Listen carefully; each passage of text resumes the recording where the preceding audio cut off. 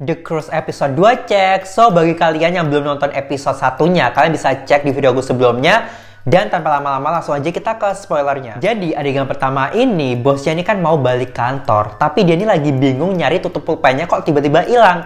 Padahal itu tutup tuh udah dicolong sama Jin Hye untuk bahan santet dia. Oke, kita balik lagi adegan dimana waktu dia nih disantet. Nah, pas dia lagi keluar kantornya, jalan sendirian gitu, gelap banget. Tiba-tiba dia langsung terdiam, terus badannya tuh kayak kepelintir-pelintir. Gak jelas gitu, pokoknya serem banget di situ, guys.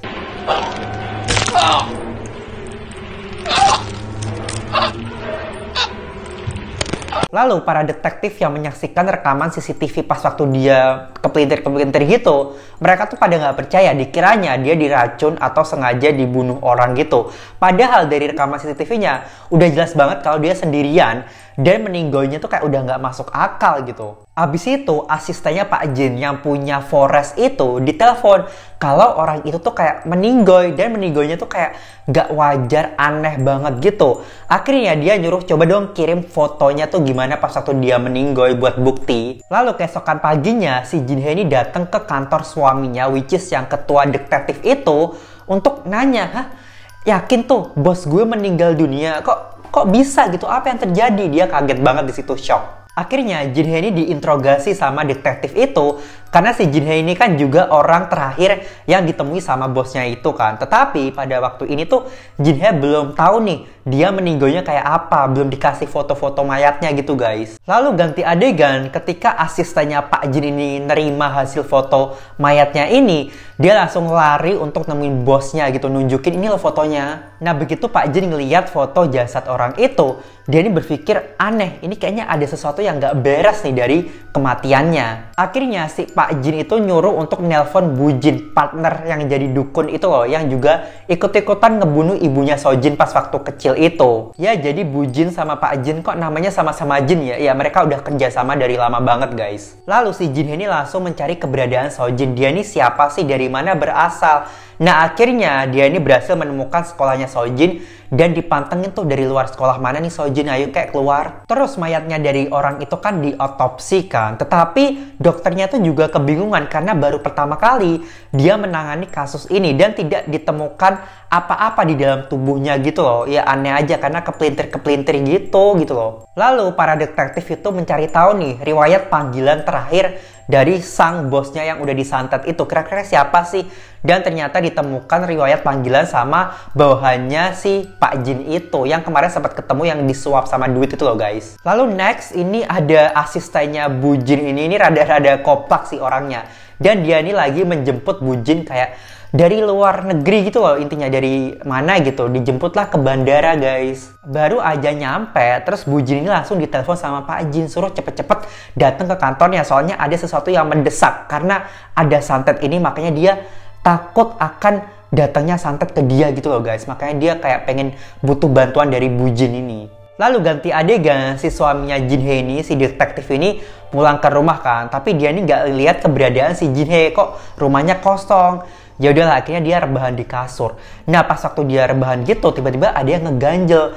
Ternyata dia sadar kalau kok ada tutup pulpennya si bosnya Jin Hye, ada apa kok bisa di sini gitu. Abis itu Sojin ini tiba-tiba udah keluar kan dari sekolahannya sampai malam ya guys. Ya udah kan, sama Jin Hye langsung kayak diikutin dari belakang, kemana perginya si Sojin gitu kan. Nah pas Sojin lagi jalan, tiba-tiba dia langsung disekap gitu sama orang. Dan ternyata yang nyekap dia ini adalah teman-teman yang memang suka ngebully Sojin di sekolah. Katanya temennya tuh kayak nggak suka sama Sojin karena dia aneh, tatapannya tajam, pokoknya suka nyumpahin orang yang enggak gitu loh si Sojin. Terus di sini Sojin tuh disuruh minta maaf nih sama temen-temennya. Kalau misalkan dia nggak mau minta maaf, Sojin akan diancam mau dibunuh gitu. Nah di sini Sojin kasihan banget sih guys. Di sini dia sempet kayak ditampar, terus ditendang gitu. Wah hati-hati nih mas mbaknya, bentar lagi lo disantet sama Sojin.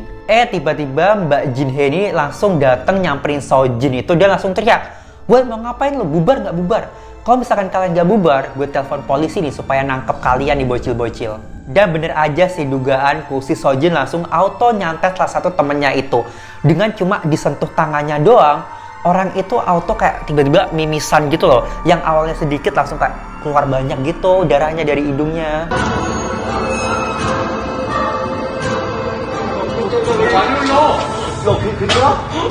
Makanya jangan macem-macem sama Sojin. Apa kan gue bilang? Ya udah, akhirnya temennya pada ketakutan, terus pada kabur deh.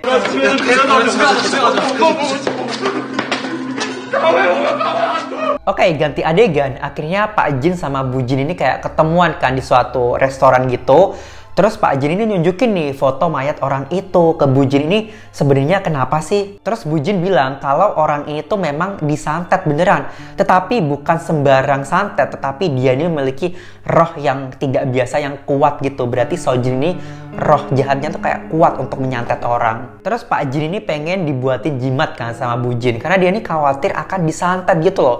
Ya walaupun Pak Jin ini juga bisa nyantet orang, tetapi kan dia udah tua, jadi tubuhnya tuh melemah, jadi nggak bisa sembarangan asal nyantet orang, guys. Terus di sini Bu Jin bilang sebelum mencari jimat yang cocok, pertama yang harus dilakukan, kalian harus mencari tahu kira-kira prosedur apa yang dilakukan orang itu untuk menyantet dia gitu. Kalau Sojin kan pakai foto, aksara Cina, terus sama benda pribadi. Tapi untuk mengetahui prosedur apa yang dilakukan sama orang itu, nah si Bu Jin ini harus melakukan ritual dulu sama mayatnya ini. Yaudah, akhirnya diatur lah gimana caranya supaya dia bisa melakukan ritual sama itu mayat gitu kan. Lalu ganti adegan, si Sojin ini cerita sama Jin Hye kalau ibunya itu udah dibunuh sama si Pak Jin ini pas waktu dia masih kecil. Dan Sojin cerita kalau dia ini mendapatkan ilmu dukunnya itu pada waktu dia berusia 5 tahun.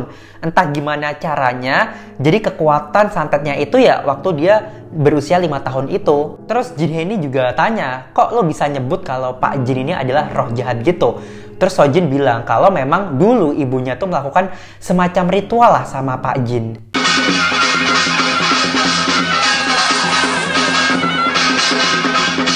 Tapi entah kenapa nggak lama setelah ritual itu, tiba-tiba Pak Jin sama pesuruhnya itu datang ke rumah dia dan langsung membunuh ibunya. Entah ritualnya salah atau mungkin I don't know, ada yang salah dari ritualnya, aku nggak tahu.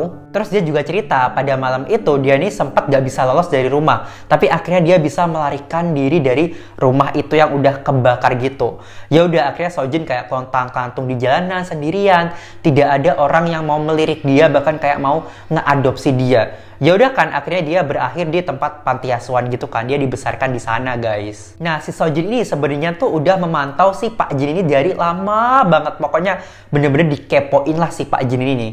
Tapi Sojin ini tidak bisa berbuat apa-apa karena gimana caranya dia bisa kayak nyentuh langsung atau nyantet Pak Jin langsung, karena nggak ada aksesnya untuk ke situ. Oke, ganti adegan ke ritualnya Bu Jin bersama mayatnya itu.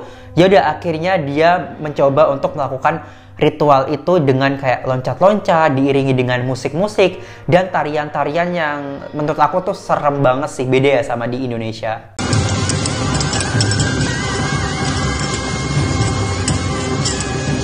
Oke, balik lagi kita ke Sojin. Nah, si Sojin ini minta tolong kepada Jin Hye untuk membantuin dia nyantet Pak Jin. Karena ini semua tuh tidak bisa dilawan dengan hukum negara.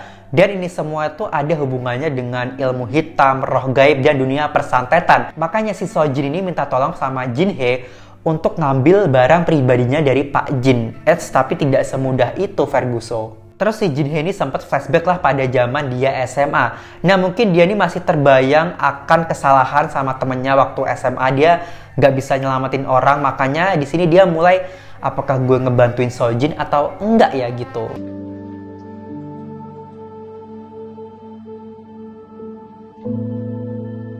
Lanjut lagi ke ritualnya Bu Jin untuk mengetahui kira-kira prosedur apa sih yang digunakan orang ini untuk menyantet gitu. Nah, akhirnya setelah ritual yang cukup melelahkan sampai loncat-loncat gitu, akhirnya tahu nih prosedur yang dilakukan untuk menyantet si Sojin itu tadi, guys. Lalu Bu Jin ini sempat terlempar ke tembok gitu karena mungkin saking kuatnya ya roh jahatnya ini.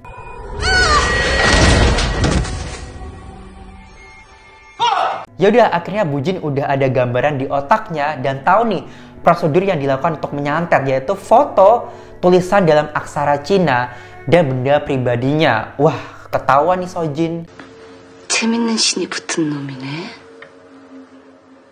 Nah, kira-kira apa nih yang terjadi selanjutnya sama Sojin? Apakah Sojin akan ketahuan dalam dibalik semua ini? We'll see. Next atau enggak nih, komen di bawah.